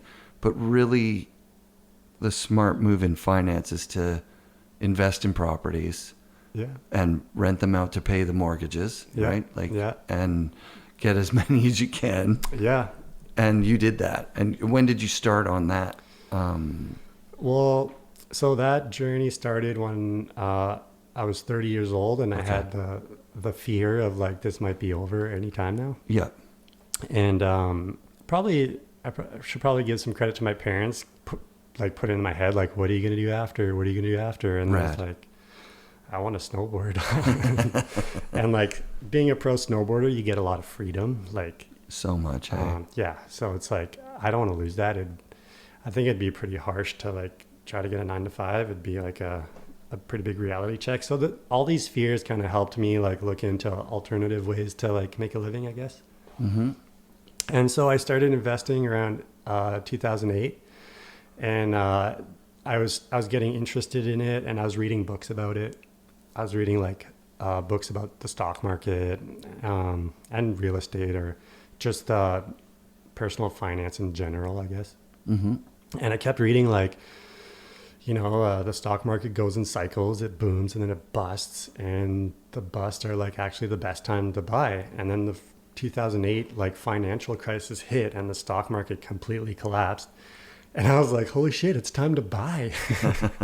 You're reading the books right at the point where it's like saying the timing couldn't have been any better. Crisis in human history. And I had a bit of money because I had won the Telus Big Air competition at in Whistler. Yeah.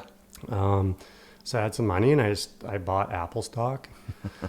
and it's only when like I put like real money into the market where I like got hyper focused on it and like started learning even more about it. And I made a bunch of mistakes. Like I was like trading in and out of Apple stock when I should have if I had just left it, it would have been like way better. Yeah. But, so I started in stocks, and then it grew. Like the market came back from 2008, and I had a good chunk of money. And then I wanted something that like paid me money. Like stocks is fine. It goes up in value, but it didn't like give me an income. Right. Right. Unless you're like into dividend stocks, and the dividend stocks seemed like it was little income. Like you need an exorbitant amount of money. So I started looking into real estate because it's like you get rental income. Right. And when like snowboarding's done, I need that income to like live, right? And so I bought my first property in 2014 in Squamish, just a condo, like paid the mortgage, paid the strata fees, paid the property taxes, and then I had $200 left over in my pocket. Perfect. And I was like, I could just copy paste this and make $200 every unit, and then at 10 units that's $2,000 a month. That's sick. Yeah. And so plus the value of the units that's going up and up and up over time. Like a lot of the real estate books that I was reading was like, and this is like around like real estate guys around here, they don't really think about this, but it's like, don't bank on appreciation. Okay. Because that's not a guarantee. Yeah. We've had like an amazing appreciation in the last decade. Sure. But like, doesn't say it's going to happen in the next decade. So like my thing is like rely on cash flow. Like I can buy it for this much. My monthly expenses are this much. My rent is this much, and I make a profit on that. Yeah. That I can rely on, right? Yeah. And then appreciation is like a bonus. And it's, so if you don't rely on it, it's kind of a bonus, and it helps you later down the road. But yeah, it was just like, it kind of became a side passion. Like I really enjoyed it, man.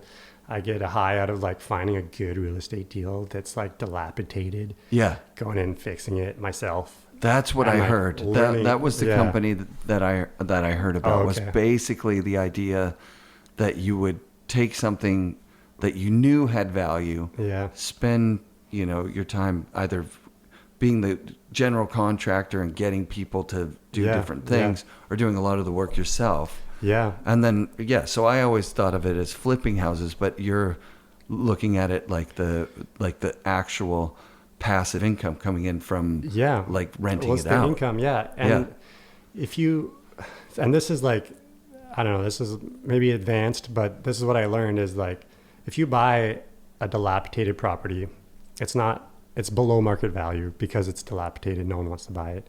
So you go in, I put in my sweat equity, I fix it up, and then it's worth more. And what the bank does is they'll lend you money on whatever it's worth. So if you buy it below market value, it's like a well-known strategy called the Burr Strategy. It's B with 4 R's.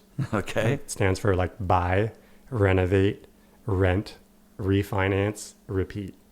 Nice. So you buy it, you renovate it, it's worth more, you put a tenant in it, it's generating income. So the bank's like, sick. Then you go to the bank, you say, I want to put a mortgage on this property, and they give you a chunk of money that, so you almost get like if you do it perfectly, you get your down payment back and you get your renovation costs back to roll into the next property. So sick. Yeah. So it's sick in theory, but it's really hard to do. Of course it is. Of course it is. Yeah.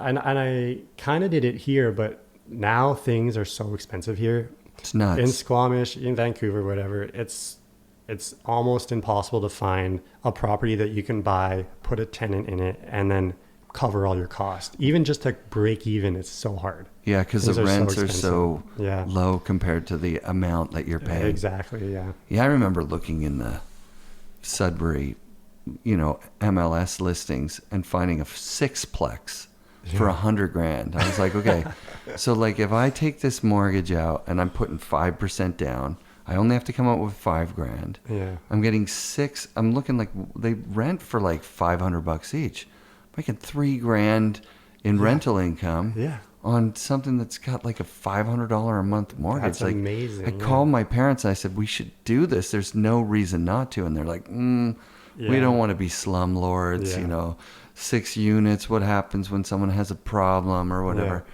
I'm like, well, with $2,500 a month, we could probably figure it out. Yeah.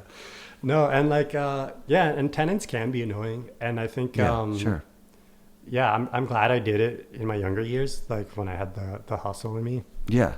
Because now I'm like, I had like this goal of getting like a certain amount of properties and. Sounded like 10. Yeah, I was actually 16. All right. Yeah, that's a big goal, man. Well, it was like 16 doors and like make X amount per door so that I have like this cash flow that I can rely on. Perfect. But yeah, like I got like pretty close but now I'm like, real estate, everyone's like, it's not passive. Like you have like tenants to deal with, you have maintenance and repairs. And like, I'm glad I did it younger because as kind of rental rates go up over time, eventually I'll just be like, I just can't do it anymore. I'll give it to a property manager and they'll take a cut, right? Yep. And like my cash flow will be kind of the same, I'm hoping. Dope. Yeah, no, that's good. But yeah, and then I started getting more into like stocks again because it's like way more passive. There's like no tenants to deal with. But and don't get me wrong, like most of my tenants are awesome. Oh, of course. There's just like once in a while, there's some bad ones, there's some issues. So like stocks I'm really down with. And then like also once you like get to a certain amount of net worth, you're told that you should start diversifying. Because like what if real estate completely collapse and that's where all your eggs are, right? Got it. Yeah. Yeah, so you're thinking outside of that. Yeah. Even though you're finding success in that, you're like, okay, I can't bank on this forever. Possibly, I should diversify. Yeah, yeah, and I enjoy it. I think a lot. Yeah, like I think I enjoy it, so that's why I'm interested in it, and I do it. And I could totally see like I try to convince my girlfriend to like it, but she just it just doesn't stick, and it's not gonna work. It's not her deal. And I get that a lot of people are like that, and you just, if that's the case, like you find a really good like advisor. Yeah. And you just roll with it, let them deal with it. Or you do what I do, which is just like, I feel like I'd love to do this. Yeah. And I feel like when I first heard about it 25 years ago, would have been a pretty good time to get into it, man. Yeah. Like a house in Vancouver, we got to get in. But I couldn't get over the hump to actually commit to that. Yeah. I was just too scared. Oh, yeah. Dude. And here I am 25 years later. I'm still too scared of getting in. Now I'm not in. Yeah. Like well, yeah. And I feel you, man. My first one in Squamish, the condo, I was terrified. And I was like, so much money. I was like, my down payment was like, it was like $45,000 plus closing costs. And I was just like, that's fucking all my money. Oh, like, everything. You're betting everything on one thing. It's scary. It is. But like real estate is kind of like relatively safe. And like, there's a saying in real estate, it's like, there's 2 good times to buy. This is 10 years ago and then today. That's it. Right. Because in 10 years, you'll look back and be like, damn, I should have bought. Yeah, totally. I've been doing that, for 3 cycles of like, well, if I would have bought then, I would have been fine now. Yeah, still. So I'm still doing that now. Have you ever looked at it like, okay, so 2 things. Crypto, which I love. Yeah. Have you ever done any crypto trading? You get into that a little bit? I wouldn't call it trade. Like to me, trading is like you're going in and out of it. Yes. And you're trying to time it. Yeah. But yeah, I invested a small amount and it's super interesting to me. And I think it's pretty game changing. Yeah. It's just like a weird thing, like to make money on.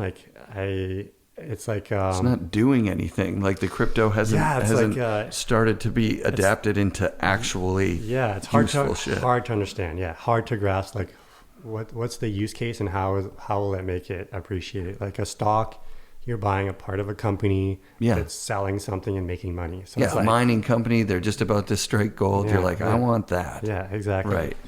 Or like Tesla, they sell cars, they make money, and then you get a part of that, right? So that makes sense. But like crypto is like, you're kind of buying this dream or this speculation where like at first Bitcoin was a currency. Yes. And it's like everyone's going to use it instead of cash.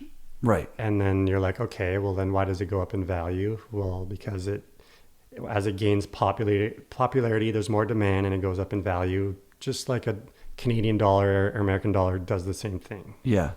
So you're like, okay, but now it's like, well, Bitcoin isn't really cash. It's more of a store of value like gold is. Totally. So then you're like, okay. And then you're like, kind of change your thesis and you're like, okay, like, what does that mean? You know? Yeah. Like I'm no expert but I love like kind of talking. Jody's kind of really big into it. He loves it. And a couple other guys. And I love talking about it and seeing like how it's shaping. And I think that it will be a big part of our lives. Yeah. Yeah. And it's just kind of like, figuring out how. I remember thinking a couple of years back, like Facebook was going to do a token that you could earn by using Facebook. Yeah. And I was like, Libra or something if that comes out, that's going to rip. But then I got an email like last week about Vemp Coin, which is okay. So Vemp Coin has come out with a game that you play that you earn currency in the game. And then you can use the currency to buy shit in the game. Right. So like now they can sell it to kids that are addicted to the game and it's going up in value. I put in $100 last week and it was like $400 today. Wow. That's like inching towards the metaverse. Yes. Which Facebook is now going to wants to be the biggest player. Right. It's going to be insane. So there you go. Like there's another use case for cryptocurrency because it's like you're in a digital world. Obviously you'll use digital money, right? I've got most of my money in Digibyte, which is just it's the reason that I have it in there is that it's open source. Okay. So there's nobody behind it. There's no whale. There's no ownership that's trying to pump the tires. Gotcha. It's its own thing. And it's 5 times more encrypted than Bitcoin, so it's like really safe, supposedly. Safe, yeah. And then they also started the NFT thing, so you can make digi assets, but you can do them quickly and cheaply. Okay. So like they're looking at maybe, backing like say a Ticketmaster or something, so that when you get a ticket, it's in the blockchain. Right. So I can give you an authenticated ticket that you're like. Now you can buy it off of Craigslist without feeling oh, is this a piece of paper guy photocopied? No, it's like... It's real. It's authenticated through the blockchain, right? Yeah, so there's so many things like that. Once that shit hits, I think it's going to be... Oh, yeah. Like... Yeah, because we're at the speculation point now. We're not at the adoption point where it's actually being adopted into... Yeah, like I heard a lot of good analogies. It's kind of like we're at the start of the internet. Mm-hmm. Like everyone jumped on like the .com train because they're like, well, we don't really know what it is and like how it's going to help us, but it will. Yes. And today, it's a huge part of our world. So I think it's a lot like that. But it sounds like you're invested, which is sick, dude. Yeah, a little bit. Yeah. I just think, it's one of those things that if it goes exponential, all right, then I'll buy a house. That's the crazy part, right? Yeah. Is that I should have just started with the house and put a little of the extra into the crypto thing. I don't know, man. Well, I haven't put that much thought into it. Well, yeah, like how long would it take you to save a down payment? You're like, it'd take you forever. So you have to like start with investments. I started with stocks. Yeah. Crypto has had like a hell of a run the last 10 years. So obviously there's 10 something years especially, right? There's something there, right? Yeah. Let's hope another 10 years. Who knows? Yeah. Did you ever look at investing in any snowboarding related stuff? It's so small of an industry, isn't it? There's not really much that you can. Yeah. Not really. Right. Yeah. It's just like, Yeah, it's a small industry. It's for a long time, snowboarding was really saturated. There's so many brands, and then being behind the scenes, watching the trends of like budgets shrinking because it's like the industry and the business isn't really doing well. Right. So like, yeah, it was never really like enticing to get into it. Yeah, I remember when ride stock. I mean, you would have been a little kid. This would have been in the 90s, right? Yeah, 95. Wow. It was the third highest performing stock of the year in North America that year. That's when snowboarding was seeing like crazy growth. Yes. Right? Yeah, it was nuts. Yeah, actually, I remember hearing Jake Burton on a podcast, and he said he was feeling pressure to bring Burton public. Yes. Because Ride went public. Right. And then all the Ride people and employees got rich off it. Super rich. Because that's what happens when Jason Fort was a millionaire for a while there. Wow. Yeah, he had I think he had 25,000 shares, and it was at $40 a share or something. Crazy. Crazy. That's 1 million on the nose. Yeah. But way to go, good for Jake for like kind of staying true to his brand and being like, I don't want other people to control my brand. That's where where we started, and I think that's a good place to kind of come to towards the end of the thing, is that it's a double-edged sword. Like Burton being owned by one person means that their word goes. You know what I mean? Yeah. So like if Donna's making the call, then Donna's making the call. And if that means there's no Terrier on the team, like I'm not saying that there's a 1-to-1. It's not like Donna was like, okay, that's it for Terrier. See you later. It's like, but there's no shareholders voting it to keep him there, and there's no shareholders to vote him out. Yeah, you're kind of like, it's one bias, right? One bias. Yeah. And so whatever they decide that they're going to do, if they're going to pay industry standard wages, or they're going to pay more than everybody else, or they're going to pay as little as they can, that's all dependent on one person. Yeah. So that can be to their detriment. It seems like it's been to their advantage, though, when I actually look at it, like the way that Burton has grown organically since the beginning. Well, especially like snowboarding. Like snowboarding is such a cultural sport. Totally. And like a public company that goes in looking at numbers and looking at and they have to show growth every quarter, and it doesn't matter who's in the way.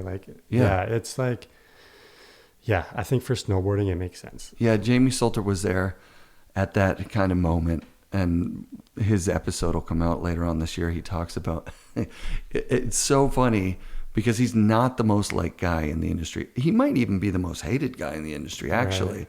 Because he was just like about dollars and cents. And he says the reason he liked the name Ride was that it could work for everything. Ride skateboards, ride bikes, ride scooters, ride inline skates. Like he is like... just a huge you ride everything. brand. Yeah, it's perfect. Yeah. And so he was going, those short-sighted assholes, at Ride didn't realize we could have had it all. And they're going, holy shit, that guy didn't realize... You're going to ruin Ride snowboards if you're going to have scooters. Yeah, because those brands just they ride and they bust, right? Like ride and bust. It becomes a Walmart brand and no one cares about them, and then it's just like small margins, whatever. But I saw it with K2. K2 used to be owned by a publicly traded company. Yes, and it recently sold, and now it's private. Are you serious? Yeah.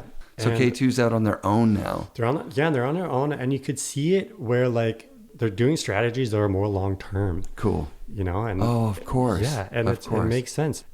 Like, I think the frustration before being in a public company was that like you would start this momentum and they had this idea and it was a great idea. But the shareholders didn't see the results quick enough. Right. And before it really had an impact, they shut the program down. Unfucking it's that kind of... Yeah, big money shit kind of seems like it sucks, to be honest. Yeah. I went to the K2 factory on Vashon. Oh yeah. Like so when everything was made in Seattle, made right? in Seattle. Yeah.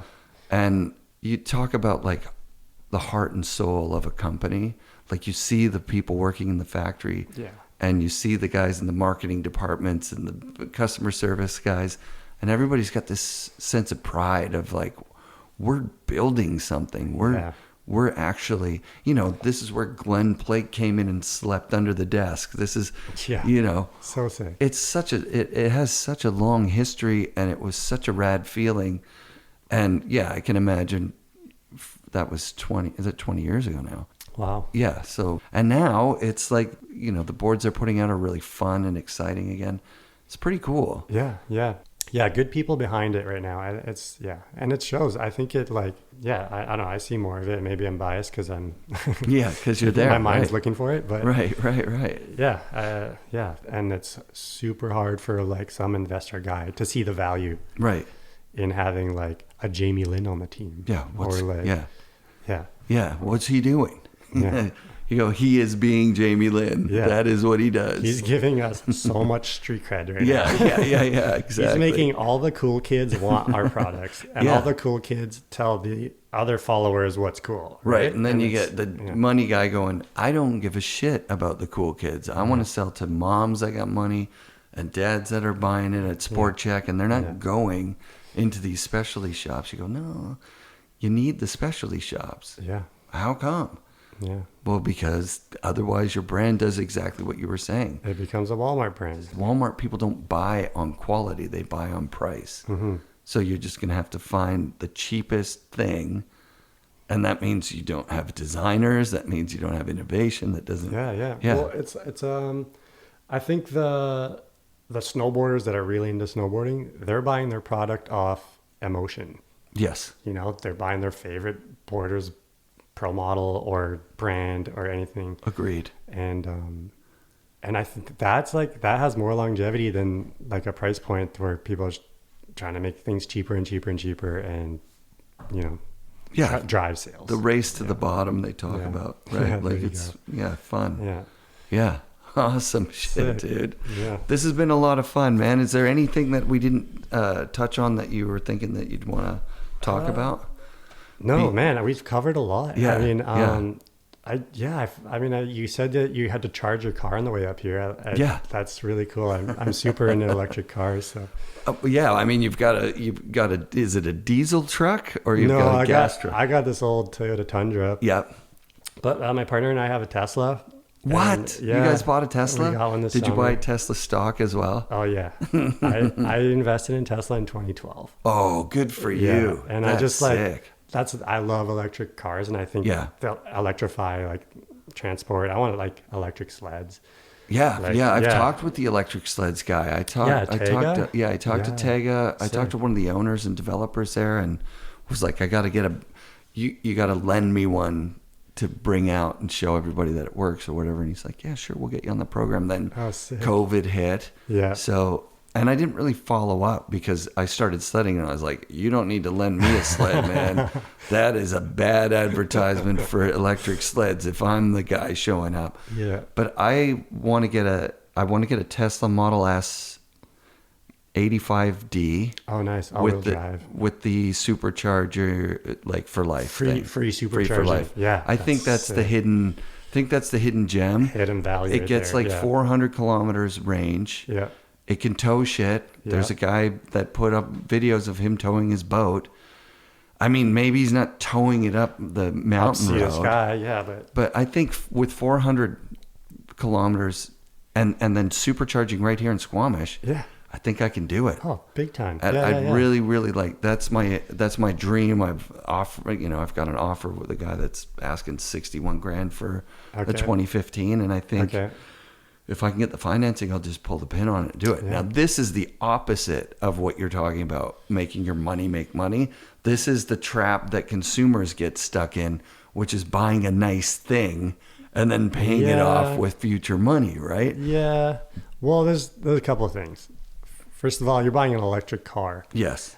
Not driving my truck. Yes. Basically finances the Tesla. Yeah, the electric car I have is a Kia Soul EV. Oh, sick. It's only got 200 kilometers range, so it's in the city it's fine. Coming up here, I probably could have drove here. For sure I could have drove here and back, but then I'd have no charge in the city. You'd be sweating on the way back. And you sweat a little bit.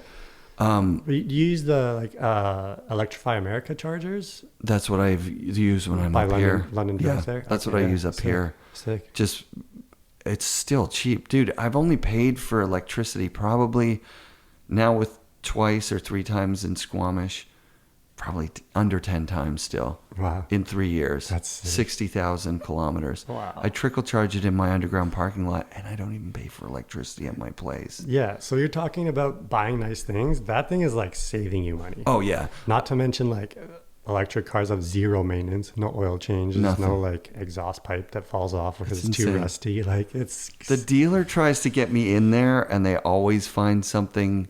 Like they threaten me, like, if you don't bring it in for scheduled maintenance, you're going to go off your warranty, which is an 8-year warranty or something. 8 years on the battery, 5 years bumper to bumper. Oh, sick. Yeah. And I'm like, oh, but they just find, the dealers, yeah. changing the air in the tires for $500 or whatever it is, right? Like, I'm just going, you guys are ripoffs. Yeah. You know, I can put my own snow tires on there on rims. It's simple. Yeah. But I've definitely found, I did that exact calculation you just talked about.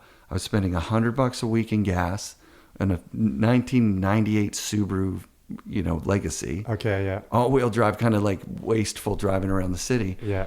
And I just put that into the payment of the car, and it was makes it almost cheap. exactly the same. And Yeah. and then I have a brand new car versus an old junker that is, constantly things falling apart. Yeah, totally. And so financially it just made sense. And even with paying for electricity, it's just so infrequent. But even if I was, it's like, I think you get 1,000 kilometers for $10. Yeah. Well, I got an app Yeah. that you like log into your BC Hydro and you could see how much your car is costing you. Are you serious? Yeah, it's really sick. What does it look like? For Ballpark. the Tesla, it's for August, which was a big month. Yeah. Because we drove a lot around. It was like $30 for the month. And like, What did you get? Did you get a Model 3? I got a Model 3. Yeah. You got the incentives on it? Did you? I did not. Because you got some options? I got the dual motor. Oh, nice. Because I wanted the all-wheel drive and I wanted the range. Yep. And I justified it because I'm saving on fuel. Got it. Right. Yeah. Yeah, you don't get the credits if it's over 55. Yeah. They I don't know why they did that, but Yeah, no, really. because it's luxury. They're like, you can't buy a luxury vehicle, I think. I think they probably see it as like you're giving tax credits to the rich. Sure. Because they're expensive cars, They are. Yeah, I got 11 grand off mine. Oh, wow. So like I've traded in a car I got for free from somebody at work for 6 grand off the Scrap It program, and then 5 grand of Sick. BC Yeah. or federal, whatever it was. Okay. Yeah. And I was looking at used ones, and it happened so fast. I was like, oh my God, a brand new one is cheaper than used. Yeah. And they did the car dealership thing where they just put the number. They said, could you pay this every 2 weeks? And I'm like, well, I guess. I think I wound up all right. I think I got 0% financing. Oh, wow. Yeah. So that's free money right there. Yeah, exactly. And I've been driving it for 3 years and haven't had not one thing. Yeah. Would you ever do the Powerwall thing and then solar? Yeah, if it made sense. Yeah. It's pretty expensive. Yeah. Yeah, I actually had to replace the roof on this place. And I was like, should I get it the Tesla roof? And I looked into it and it's just like not even available, and it'd be like really expensive. Yeah. But yeah, that shit really interests me. Like just being like off grid. Yeah. That's so sick. Yeah, I think that's the thing too that I've been telling myself about not getting into the housing market is I'd like to buy land somewhere. Yeah. And then I'd like to build one of those alternative homes like what Mary France has done. Yeah. Like I'd like to have rainwater collection, solar, maybe wind if it made sense. Yeah. Definitely like hydro. Yeah. If it's got a small, like you can get these little generators that just go off like hydro. a creek next to your property. That's it, man. Yeah. And my buddy did that, and I was like, $10,000 like for all the electricity you need for the rest of your life. Yeah, dude, of course. Sure, Why would you not do that? Yeah. And then if you had the Powerwall, you could store it. Yeah. And run your house off it, and run your car off it. Yeah.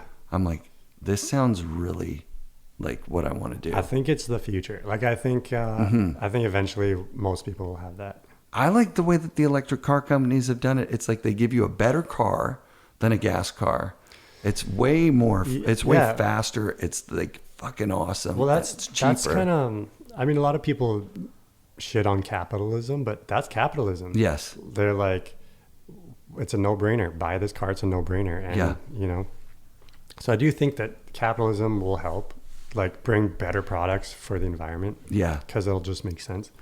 But I do think, like, policies need to change, and the big polluters are, like, big companies. And that's, like, as an individual, like, you don't have much power on that, right? Yeah. Like, what are you going to do? Yeah, even when I financed my car, there was no room at the table for me to be like, can we get the most eco-friendly money, please? Yeah. It's like, this is the offer. They don't even really tell you who the bank is. Yeah. And you go, well, yeah, let's do that. 0% sounds great. Yeah. But it's 0% because those guys are making money in oil or whatever they're doing. It's subsidized someone. Yeah. Cigarettes or something. You know what I mean? I'm financing a cigarette company to drive an electric car or whatever. Or fuck, maybe they bought Tesla stock and that's how they're making It could money. be. Yeah, it could be. That's what I like to tell myself for sure. Yeah. It's been an absolute pleasure talking with you, Matt. Yeah. Thanks for coming up, man. I appreciate you coming here. I'm still in my morning attire, which is nice. And That's I feel dope. Like I've done something today. So congratulations on the family. thank you. Yeah, man. No, we're doing good, man. Yeah, we're managing, and it's what a trip. Oh yeah, are you going to set up that Tesla to tow your sled? Can you do that? No, I'll be using my truck. Because you just drive it up in the front. It's just in the box, and yeah. So the truck's kind of like a sled toy, and like I have a canopy on it. We go camping with it. Sick. Yeah, really like. I really want a Cybertruck. Me too. But they're like really expensive. I don't understand what's going on with them. They're just delayed. I mean, a couple of years now, isn't it? Or but they're like a year late. Man, they have to like rethink the way they make vehicles. Like this thing's like the exoskeleton. It's like, it's like no car has ever been made this way. So they got to like rethink everything. So I see. Yeah. Yeah, because I heard Elon talking about it, and he's like, I want it to look like a tank. Yeah. Because what's more badass than a tank? Yeah. Do you want your truck to be bulletproof or not? Yeah, exactly. Yeah. Derek Height, the old Burton competitor, like he ordered 10 of them. He did a pre-order of 10 for his company. Damn. Yeah, and that was like 2 years ago. Yeah. I'm like, well, apparently it's like next year, maybe end of next year, we'll be seeing them. Yeah. It's going to be a trip seeing them drive around. I couldn't agree with you more. Yeah. It's going to be a trip. Yeah. Like it's for a few years, it's going to be like, whoa, there's another one. Yeah. Like, holy crap. And then hopefully it'll normalize, and then everyone will just have them. Are they going to have are the specs big enough you could drive a sled into the back of those things? Yeah. 6.5 foot box. No, it's perfect. Yeah, it's just like what I have now, and I think it's gonna be like a wicked sled truck. Yeah, and those electric sleds, I've heard finally from someone who actually rode one, and they're like, oh, they're dope. Yeah, they were up here testing them out last year. Yeah. I talked to a few guys. They're like, they're not quite there yet, but they're like they're really close. And yeah. I think it's just in a matter of a few years. And that was the thing for me. When I got hurt last year of sledding, because everyone said, look, you're struggling now, just wait until March. March is when you're going to get your legs. I got hurt in February. Oh, shit. And by March, I was like I was scared, actually. Now I'm psyched. I'm excited for this season. Made myself feel better by realizing this is like learning to play hockey at GM Place with the Canucks are on the ice. Yeah. And you're trying to play with them, but you don't even know how to skate yet. Like, that's what it feels like. Okay, yeah. So, I should be on the sled by myself just tooling around. Yeah. I can see that. I feel like that reminds me of, like, when I go surfing and, like, the swallow's huge and there's a bunch of good guys in the water. And I'm just, like, the Canadian out there. Like, but you get better. That's the thing. Yeah, you gotta push back that discomfort. That's why I felt good about telling myself, like, if you can sled in Whistler backcountry, you can sled pretty much everywhere. Yeah. And it's so much easier now. Like Brandywine, it's like cat track right to the Alpine. That's nuts, right? Yeah. I did best lap of the year last year was as far as the cat track went. Then and probably Brandywine Bowl, I'm guessing. Yeah, it was a lot of fun. Sick. Yeah. with Rad. that Fabe C call-in guy. Yeah, Fabes. Yeah. What a legend. He's a dude that gets after it. Yeah. Powder stocks. Yeah. Holy shit, dude. I See money. Yeah, I love his videos. videos. Yeah, me too. Yeah. He's awesome. Yeah, he's a gem. All right, buddy. Thanks very Sweet, much. Man. Well, hey, yeah, thanks anytime. And hopefully we'll see you this winter. Yeah, you bet. Same. Hell yeah. All right. All right. Peace. FNRad shoutouts this week to Matt Belzile, his partner Ashley, and their new baby Naomi. Thanks for inviting me into your home. Oh my God, his kid is so cute. Special thanks to intern Josh and Rob Dow for working so hard on social media posts and getting the FNRad YouTube channel up and running. Thanks to you listeners who listen on YouTube or on Apple Podcasts or wherever you listen. Be sure to leave a review. Thanks for listening to the end. I'm off to hike at Mount Seymour. It snowed overnight and a bit today. I'm stoked. You guys got to come back next week for another episode of the FNRad Snowboard Podcast presented by Vans and brought to you by SIA Productions.